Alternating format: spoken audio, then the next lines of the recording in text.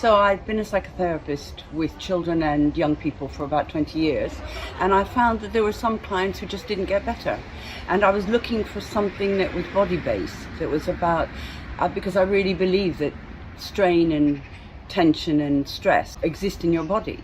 So I did a long course during COVID on trauma, but with someone called Bessel van der Klok, and he was very keen on EFT.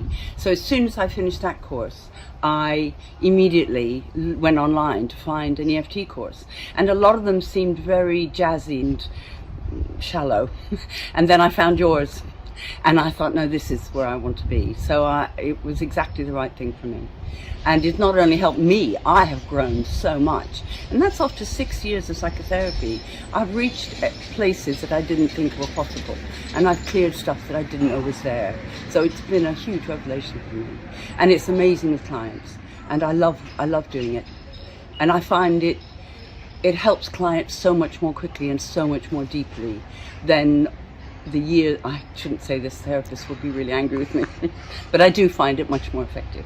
So for me, some of the biggest aha moments in the training were discovering that I had explored and processed many, many layers of the trauma I experienced as a child, but underneath those layers were more layers.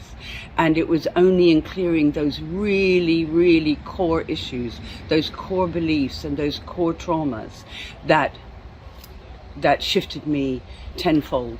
And that was through tapping. I wouldn't have got there without the tapping. I think there's something about tapping that opens you up and opens up your subconscious and allows the subconscious anxieties to flow out and the traumas to clear. So I admire it enormously.